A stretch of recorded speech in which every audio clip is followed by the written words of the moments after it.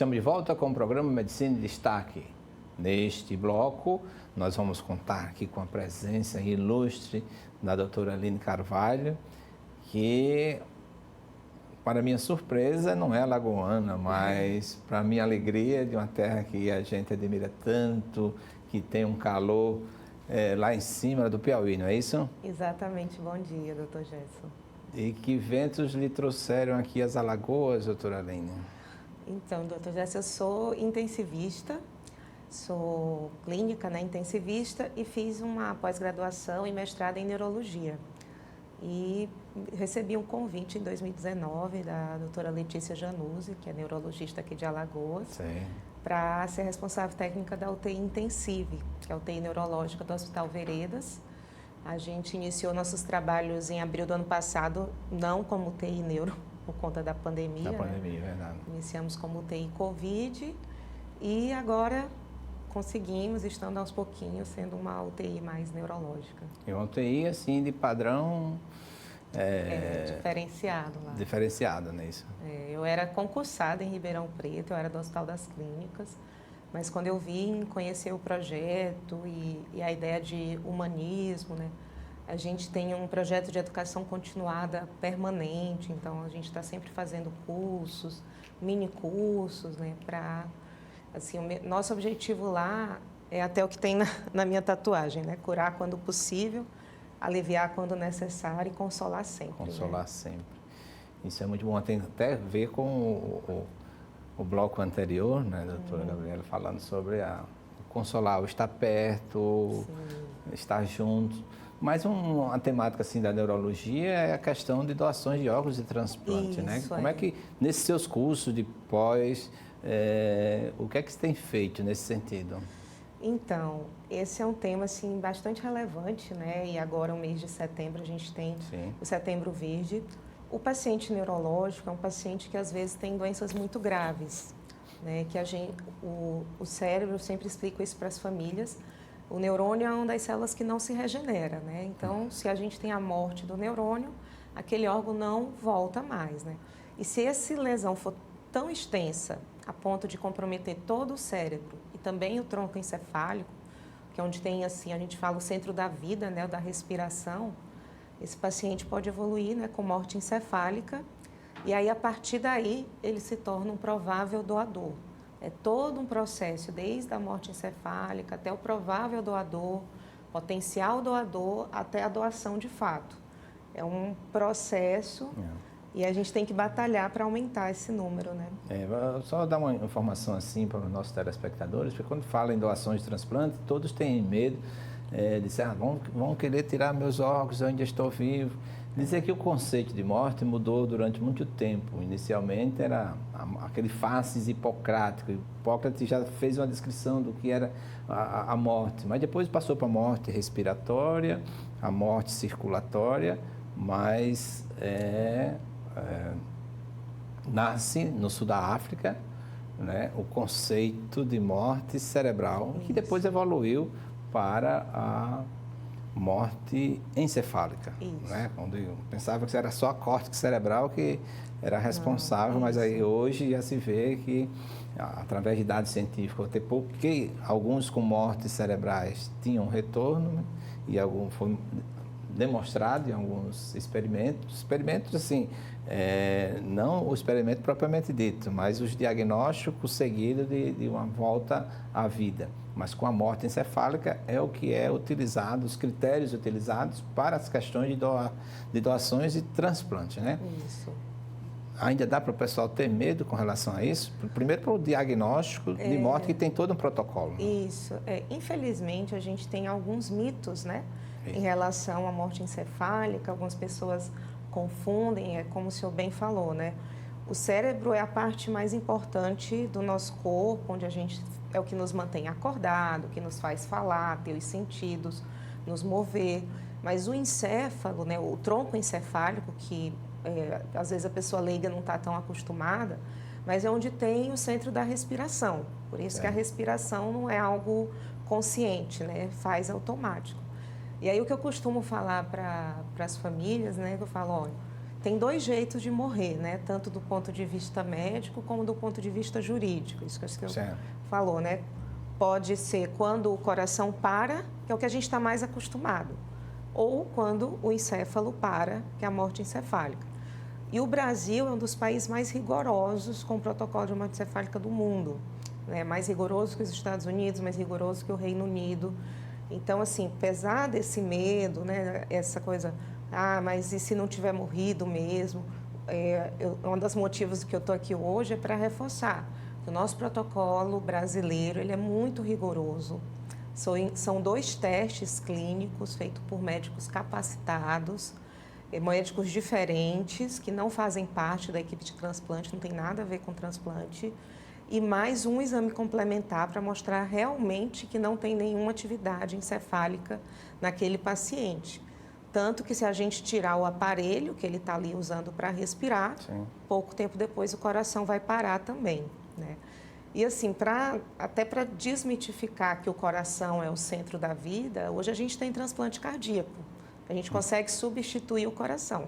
O cérebro a gente não consegue. Maravilha, mas... Doutora, hoje, nessa semana de setembro, né, nesse mês de setembro, melhor dizendo, como é que está a captação de órgãos e essas doações? Ainda está tendo dificuldade de fazer uma abordagem para a família doadora? A gente teve um declínio das captações e doações agora com a pandemia da Covid, né? Um paciente com exame positivo para Covid ou sem exame, né, confirmação de que não teria Covid, ele não podia ser doador. Os leitos de UTIs, onde esse paciente em morte encefálica, em processo diagnóstico, ele precisa preferencialmente estar num leito de UTI, até para ser bem vigiado, né, bem monitorizado, e esses órgãos continuarem viáveis. Nossos leitos de UTI faltaram, né, sobrou paciente, faltou leito. Então, realmente, isso foi algo nacional, na verdade, mundial. As doações, mundo todo caíram. E agora, esse mês de setembro, a gente está voltando aqui em aqui em Alagoas, na verdade, no Brasil todo, existem as OPOS, que é a Organização de Procura de Órgão. Aqui, eles fazem um trabalho excelente, incansável. Mas, assim, é um trabalho diário. Em setembro, a gente reforça, mas é o ano todo lembrando, né, alguns mitos que a gente precisa tirar, né? O corpo vai ser mutilado? De jeito nenhum. É uma cirurgia como qualquer outra, depois fecha e vai para o velório normal, não precisa ser caixão fechado. Algumas pessoas falam, mas se eu deixar um documento, eu vou ser doador. Não pode. É exatamente isso que nós participamos há cerca de uns 10 anos. Aí o doutor Benício era quem coordenava esse grupo, né, de captação, e nós dávamos palestras. O doutor Fernando Gameleira, ele falava do ponto de vista da neurologia, eu falava do ponto de vista médico-legal. Porque muitas vezes você diz assim, eu sou doador, né? Mas será que você convenceu a sua família? Porque tinha a lei de transplante na época, a lei 9434, transformava você um doador compulsório, ou seja, presumido. Se você não dissesse que não era doador, você era doador. E sobre a égide dessa lei, nenhum transplante foi realizado, porque... as pessoas se assustaram. Se assustaram. Era uma corrida para os DETRANs, o Instituto de Identificação, dizendo não doador. Não é? Eu lembro de uma palestra que nós fomos lá para a unidade de emergência e para os agentes de captação de órgãos, eu disse, quem é doador aqui? Então, eles não tinham, eu digo, já convenceram a família. Como é que você vai fazer uma abordagem se você não ainda tomou essa decisão a si próprio? Quais são os óbitos ainda hoje para ser um doador? Quais são as dificuldades? Então, primeiro o susto, né? Você tem medo. A gente, né, eu acho que nós, ocidentais, católicos, a gente tem o receio de falar de morte, né? Parece que é algo... Não, comigo não. Sendo que é a única certeza, né, que a gente tem na vida é que um dia vai chegar a nossa hora. Então, eu sinto que as pessoas não costumam falar de morte, né? E aí, às vezes, vem uma família, quando está nisso, quando a gente vai ter a conversa sobre doação, a gente pergunta, vocês alguma vez falaram sobre morte encefálica, sobre doação de órgãos? E a família diz, não, a gente nunca conversou sobre isso. Então, acho que esse nosso receio, acho que a gente tem medo, não, se eu falar vai acontecer, né? Então, não falo. Então, as pessoas não costumam conversar sobre isso, sobre morte. Se eu morrer, eu quero ser doadora. Poucas pessoas têm, não sei se coragem ou lembram de falar, ou acham que comigo não vai acontecer. Então, quando a gente vai conversar com a família, eu acredito que uns 80%, né, não sabem qual era o desejo do paciente, se era ser doador ou não, né? Então, eles ficam, e agora? O que será que ele iria querer, né? Mas, independente, pela sua formação, vamos supor que um parente teve o diagnóstico de morte encefálica. Que conduta? Onde é que ele pode, agora, nesse instante, dizer assim, eu vou doar, porque eu sei que parte dele vai continuar, com o coração batendo em uma outra pessoa. Então, o processo, quando a gente vê um paciente com uma doença neurológica muito grave, a gente já chama a família para preparar, né? Porque o óbito é muito provável. Então, eu acho importante a gente ter essa conversa logo no início, para ir preparando. O que eu sempre falo, enquanto está vivo, a gente vai fazer tudo. Nosso objetivo aqui, antes de tudo, é salvar vidas. É para isso que a gente levanta e vem trabalhar. E dar o melhor suporte dentro do que existe atualmente na medicina. E aí, quando é feito todo o protocolo, a família ciente de que está sendo feito o protocolo, a gente vai conversando passo a passo. Quando realmente confirma é morte encefálica, ali já é o horário do óbito, né? Não é quando o coração para, é quando o encéfalo para. E aí vem essa equipe, né, da Organização de Procura de Órgãos, que é bem capacitada. A gente faz cursos específicos para conversar com a família e explica da possibilidade, né, uma oferta que a gente faz à família.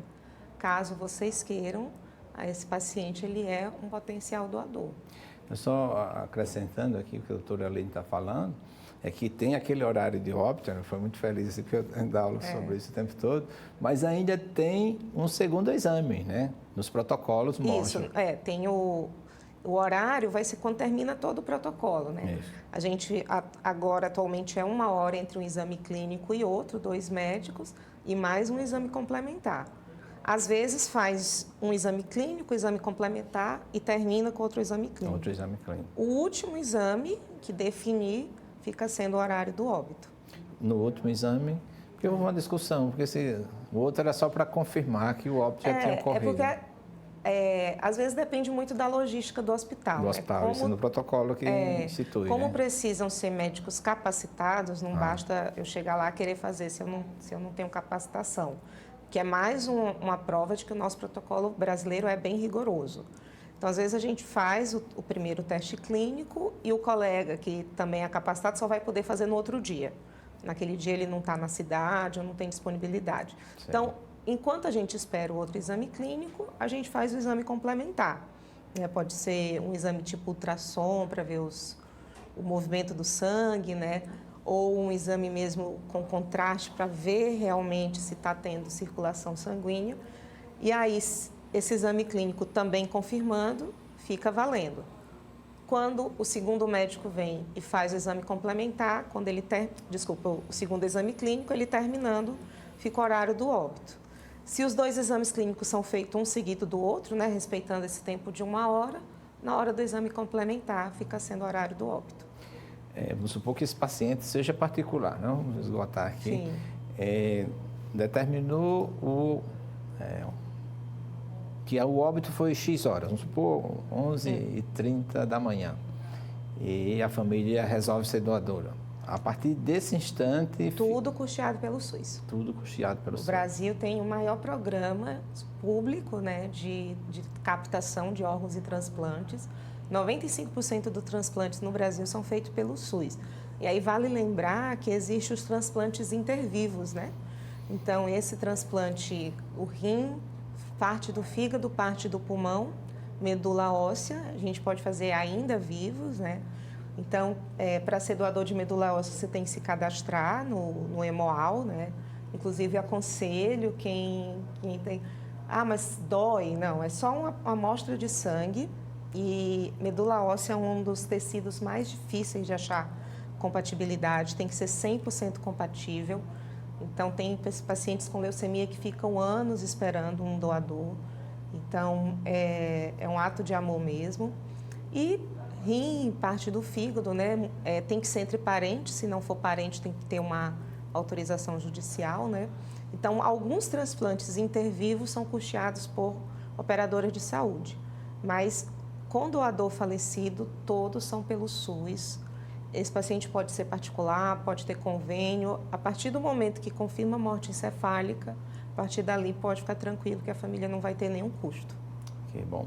E o melhor também é que a família, ela recebe o cadáver, porque contaram alguns mitos, né, de que o cadáver não era desprezado, só ligava para o órgão, etc. Não existe nenhum óbice, nenhuma dificuldade para a família. É uma lei, assim como eu falei, a nossa legislação quanto a isso é muito rigorosa, né? Então, o cadáver volta intacto, íntegro, né? Quanto mais captação a gente tem, mais as funerárias se acostumam, mas vai ter uma cicatriz, é todo feito a sutura, não fica nada aberto, né? E a funerária prepara o corpo, o cadáver, como outro qualquer, né? E assim, eu já ouvi dizendo, se eu for para um hospital público, vão tirar meu rim. Isso é assim, não existe uma das maiores lendas assim, que atrapalha mesmo esse processo. Verdade. E essa pergunta que a gente vai fazer agora é com relação a essa questão religiosa, né? Existe algumas dificuldades assim? Na verdade, existe mais o desconhecimento, porque nenhuma religião atualmente proíbe a doação de órgãos, né? A gente sabe que algumas religiões têm algumas restrições quanto a receber, né, receber sangue de outras pessoas, receber transfusões, transplantes, mas a doação, isso está no site da Associação Brasileira de Transplante de Órgão, nenhuma religião proíbe, porque elas veem como um ato de amor, um ato pelo próximo, né? Nós podemos dizer que o maior doador foi Jesus Cristo, exatamente, né? Que doou a vida, a vida toda. Há possibilidade ou alguma restrição? Um parente meu foi doador e houve um receptor. Há possibilidade de conhecer esse receptor? Pela lei, não. Assim, pelos trâmites legais, assim, a gente não pode, obviamente, proibir, mas esse contato não é feito através dos órgãos públicos, né? Assim, o que se faz, por exemplo, lá em Ribeirão Preto, onde eu trabalhei por 9 anos, todo mês de setembro tinha a missa para os doadores, para a família dos doadores, né? Uma forma de retribuir, né, esse carinho, esse ato de doação. Que bom. E também, em outro momento, tinha uma ação com os transplantados, né? Então, eventualmente, assim, termina conhecendo. Mas, assim, também é difícil porque a lista de espera é nacional, né? Claro que a questão logística, de tempo, né? Mas, por exemplo, o rim pode esperar até 24 horas. Então, se foi uma captação aqui em Maceió e aquele rim não é compatível com ninguém daqui, vai para outro estado. Então, às vezes, não tem mesmo como ter esse conhecimento. E nem a família pode indicar, quero que vá para o meu tio. Não pode também. Não pode também. E como está essa interação? Antes existia, assim, um convívio muito bom entre a medicina de Alagoas, o pessoal de Pernambuco e de Sergipe. Hoje, como é que está? Existe algum serviço nesse sentido? Sim, tem. As OPOS, elas estão, né, em contato, em caminho. Eu conversei muito com a Daniela, que é a presidente da OPO aqui. Elas, assim, a gente teve realmente uma época de maior dificuldade com as equipes, né, de ter uma equipe de captação, mas agora já está se reformulando. A pandemia deu uma esfriada, mas está até para ter essa comunicação, né? A central de transplantes, ela é nacional, então essa comunicação é feita. Então, se a gente tem um órgão aqui e a gente está sem equipe, vem uma equipe de Recife ou de Aracaju, faz a cirurgia e leva o órgão, né? Maceió está mais sendo exportador no bom sentido, receptor. Quais os serviços que estão fazendo transplantes aqui? Aqui a Santa Casa esse ano fez 2 transplantes de fígado. Olha. Foi recadastrado, né? Voltou o transplante de fígado, foram os 2 de órgão que tiveram. E as equipes, eu acredito que do próprio Hospital Veredas e da Santa Casa de Urologia estão se reestruturando para voltarem a fazer transplante de fígado. E a gente tem tido também bastante transplante de córnea. Córnea, isso que eu ia perguntar agora também, né? Lembrar da córnea. Para ser doador de córnea, gente, não precisa ser a morte encefálica. Qualquer paciente que venha a falecer no hospital tem até 6 horas, né, para retirar a córnea, também mediante autorização da família. E agora, no final de semana passado, a OPO fez um curso de enucleação para os enfermeiros, para a gente aumentar, né, o número de profissionais capacitados para fazer essa retirada, né? Porque também, atualmente, a nossa fila de transplante aqui de Alagoas, a maior parte aguarda uma córnea. Eu, quando fui diretor do Instituto Médico Legal, o pessoal da OPS aparecia lá, havia todo um treinamento, uma forma de orientação. Nunca tive uma dificuldade na questão de doação, de captação. E ainda fiz isso. Quando o diretor disse, a família que doar será o primeiro cadáver a ser liberado. Para ter um estímulo. Um estímulo. Na verdade, a família não ia ficar esperando, porque todo o protocolo ia ficar esperando. Além da espera da captação, ia ter a espera da perícia lá, em alguns casos. Mas foi muito bom. Do ponto de vista ético, o que poderia dizer? Primeiro é que o médico que participa do diagnóstico encefálico, de morte encefálica, não participa da equipe de transplante. Transplante. E aí, assim, até uma coisa que é importante dizer. O diagnóstico de morte encefálica, ele é um direito do paciente. Sim. Né? Assim, toda a família tem um direito de saber o que é que o paciente tem, do que é que ele morreu, como é que foi. Então, a doação é uma possível consequência, mas são processos distintos. Né? Algumas patologias, assim, algumas doenças crônicas, quem tem doença de Chagas não pode ser doador, mas ele pode ter o diagnóstico de morte encefálica, caso seja o caso. Né? Não é porque ele não pode doar que a gente não vai fazer o diagnóstico. Então, a primeira ideia é essa, são etapas diferentes. Em sendo morte encefálica, não tendo nenhuma contraindicação, aí a gente oferece isso à família. E aí a equipe de transplante, ela só entra a partir daí. Ela não pode participar desse processo de morte encefálica. Como eu falei, é uma lista nacional, então se alguém é parente de alguém, vai passar na frente. Não passa, porque é por ordem de gravidade, por ordem de tempo de espera. Pacientes que fazem hemodiálise, às vezes perdem todas as fístulas, né? Quem já viu o paciente em hemodiálise vê aquelas fístulas. E aí perde todos os acessos e aí termina ganhando prioridade na fila de transplante. Então, é bem rigoroso, né? E é tudo regido por lei, né? Agora, em 2017, houve uma revisão no sentido de melhorar a capacitação dos profissionais. Uma vez eu fiz um curso sobre comunicação em morte encefálica e o professor começava perguntando: você acredita em morte encefálica? E tinha profissional que não acreditava. Olha aí.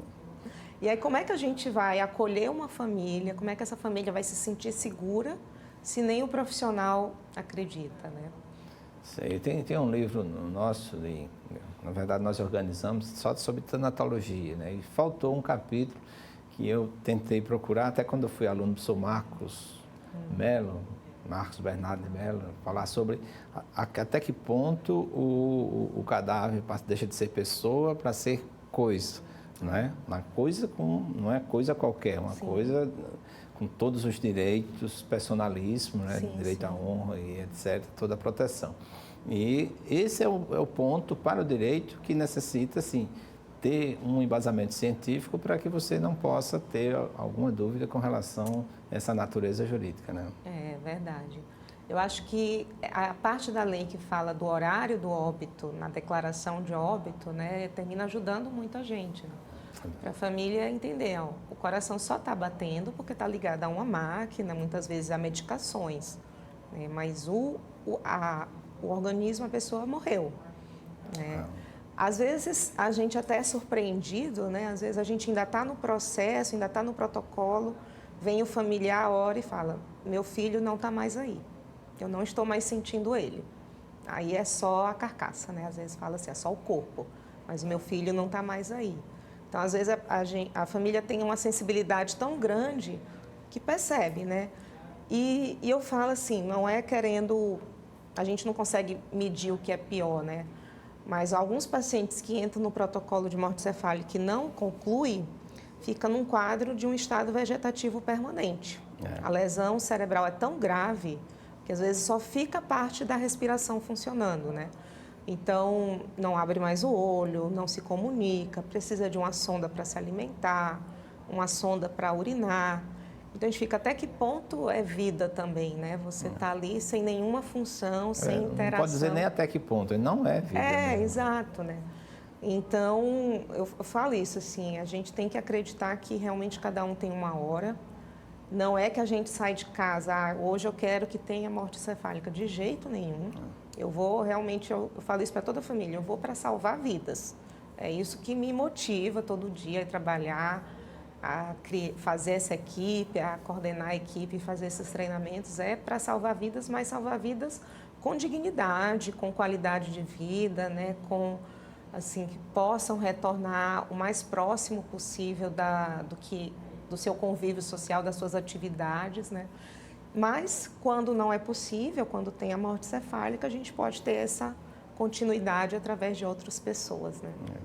Doutora Aline, deu uma mensagem assim para os nossos telespectadores que têm dúvidas com relação a ser doador. Eu já falei com a minha família, sou doador, né? O que puder aproveitar, tá certo? Só não guardem os meus pecados, né? Até a chance de perdoar, né? Com esse ato, né? Sim, o pecado vai para os pecados vão, mas minha alma vai para Deus, tenho certeza disso. Para os nossos telespectadores. Então, gente, hoje a gente vive uma época de uma facilidade a informações, né? Então, se você ainda tem dúvida, se tem algum medo em relação à doação de órgãos, procure se informar. Existem sites, né, da Associação Brasileira de Transplante de Órgãos. O próprio pessoal da OPO, né, fica ali pertinho do HGL, eles têm panfletos, algumas vezes fazem cursos e atividades, para que primeiro não haja dúvidas, né, que é um processo bem idôneo, rigoroso, porque eu acho que o primeiro passo é a informação. Tirando todas as dúvidas, tendo certeza de que é um ato de amor, de que é um ato pelo próximo, 43 mil brasileiros esperam um órgão, fale para sua família que quer ser doador, né? Pode ser que você vá falecer com 90 anos, é o que todo mundo quer, né? Bem idoso, sem passar por isso. E ainda sendo doador, né? Ainda sendo doador, não tem limite de idade. Mas, se acontecer, a sua família já vai ter ciência, né? Então, é o que eu peço e desejo a todos. Então, nós estivemos aqui com a doutora Aline Carvalho, né, piauiense, mas que escolheu o paraíso para morar aqui em nossa querida Alagoas, com todas as praias. Dizer a você que medite sobre o tema, discuta com a sua família, porque um gesto seu pode salvar N pessoas. Aí a gente se coloca também, e se um dia for da minha família, não vou precisar? É essa reflexão. Nós agradecemos a doutora Aline por estar aqui com o nosso programa e a você, telespectador e telespectadoras que estiveram aqui conosco em mais um programa. Fiquem certos que Deus irá permitir que na próxima semana estejamos juntos. Um abraço para todos.